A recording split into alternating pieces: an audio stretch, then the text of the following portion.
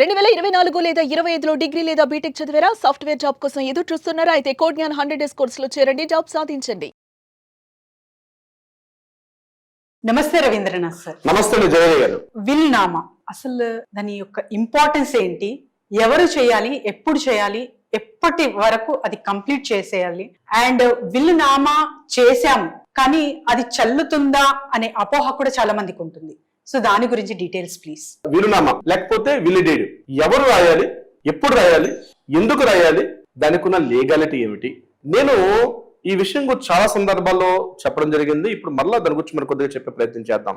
జవేరి గారు, వీలునామా అన్నది రాయాలంటే నాకేముందండి ప్రాపర్టీ, నాకేమైనా పెద్ద ఎసెట్స్ ఉన్నాయా, నాకేమైనా అంతంత కోట్ల వస్తుందా, వీలునామా అంత రాసే గొప్పవాడినా అని చాలా మంది అనుకుంటారు.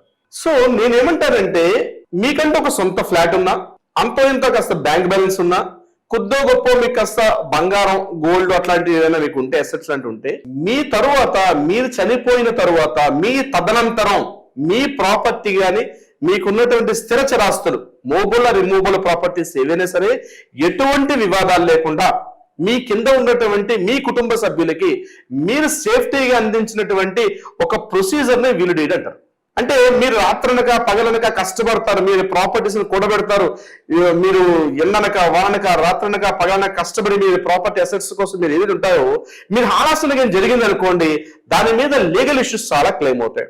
అటువంటి లీగల్ ఇష్యూస్ అంటే నేను ఏదైతే నా జీవిత కాలంలో నేను సంపాదించుకున్న నా అసెట్స్ ఉన్నాయో, నా తదనంతరం కూడా ఎటువంటి అబ్లిగేషన్స్ లేకుండా ఎవరెవరు హ్యాపీగా ఉండాలి, నా కింద ఉన్నటువంటి నా వారసులు అనుకున్నటువంటి ఆలోచననే వీలునామా ద్వారా తెలియపరచుకోవచ్చు. ఒకటి గుర్తుపెట్టుకోండి, వీలునామా అన్నది చనిపోయిన తర్వాత మాత్రమే అది ఫోర్స్ లోకి వస్తుంది. ఇది గుర్తుపెట్టుకోవాలి. వీలునామా అన్నది అది ఎవరు రాయాలి?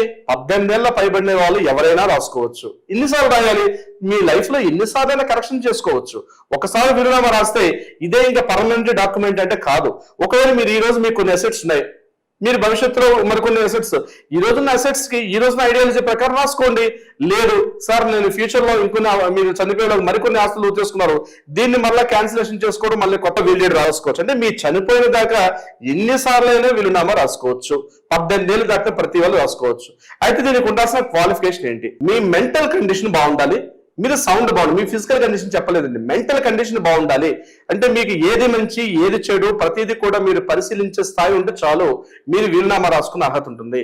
మీరు ఒక చిన్న ప్రాపర్టీ కొనుక్కున్నారు, ఒక ఫ్లాట్ కొన్నారు, ఇప్పుడు నేను చెప్పినటువంటి ఏదో ఒక మోబుల్ రిమూవబుల్ ఐటమ్స్ మీకుంటే, ఆ ఐటమ్స్ నా తర్వాత నా కొడుకుకైనా ఇవ్వాలి, నా కూతురికైనా ఇవ్వాలి అని చెప్పి మీరు ఒక డ్రాఫ్ట్ చేసి రాసి ఆ డ్రాఫ్ట్ ని పెట్టుకుంటే దానికి ఒక లీగల్ ప్రొసీజర్ ఉంటుంది. అది ఏం చేయాలి? ఇది యాక్చువల్ గా మన సెక్షన్స్ ఏం చెప్తున్నారంటే, ఇది ఖచ్చితంగా రిజిస్ట్రేషన్ చేయాలా? ఇక్కడ చెప్పేది అంటే రిజిస్ట్రేషన్ చేయాల్సిన అవసరం లేదు.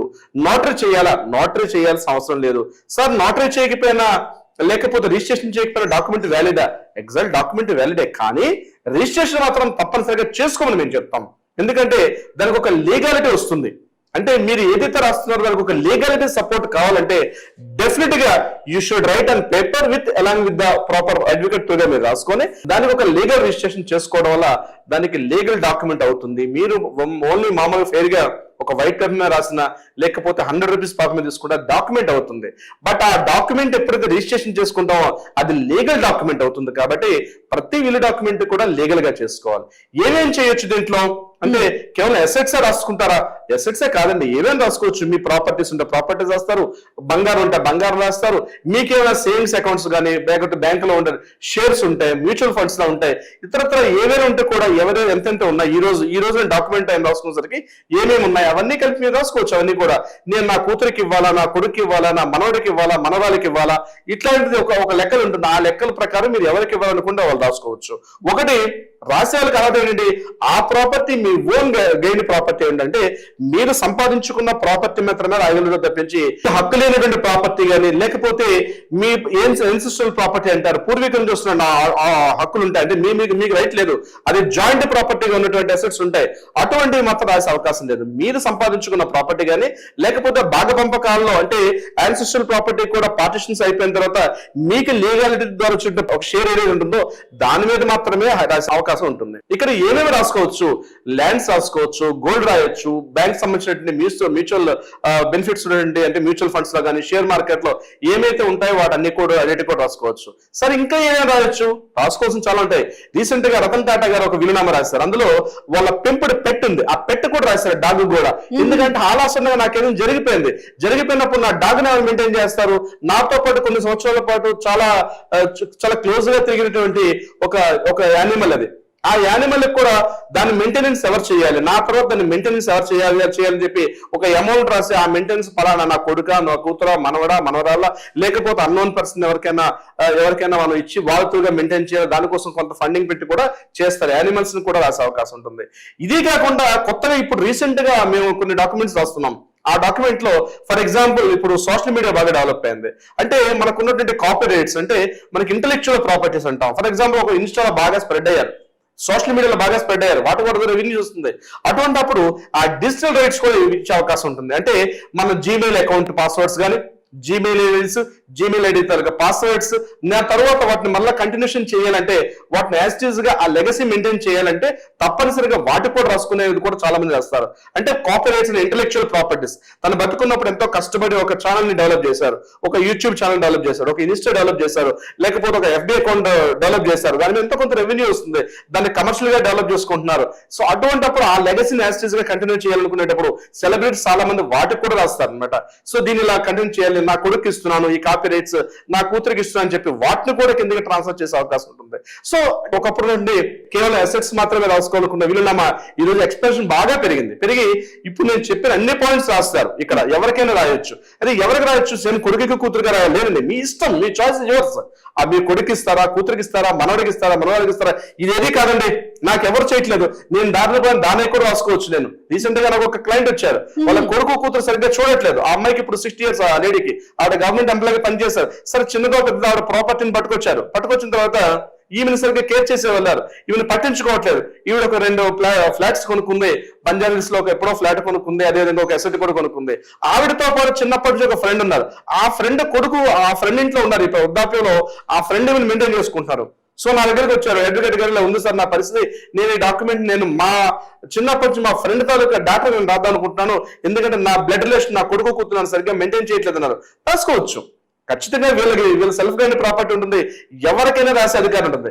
ఒకసారి దీన్ని రిజిస్ట్రేషన్ చేసిన తర్వాత ఆ డాక్యుమెంట్ ఎప్పుడైతే ఆర్బిట్రేషన్ అంటే ఎగ్జిక్యూటివ్ మాలాంటి వాళ్ళ దగ్గర ఉంటుంది కాబట్టి ఆ డాక్యుమెంట్ మేము చూసిన తర్వాత అందులో ఎవరికి మెన్షన్ చేసి ఉంటుంది లీగల్ పరంగా కూడా క్లియర్ గా అందులో డీటెయిల్స్ క్లియర్ గా వస్తాం.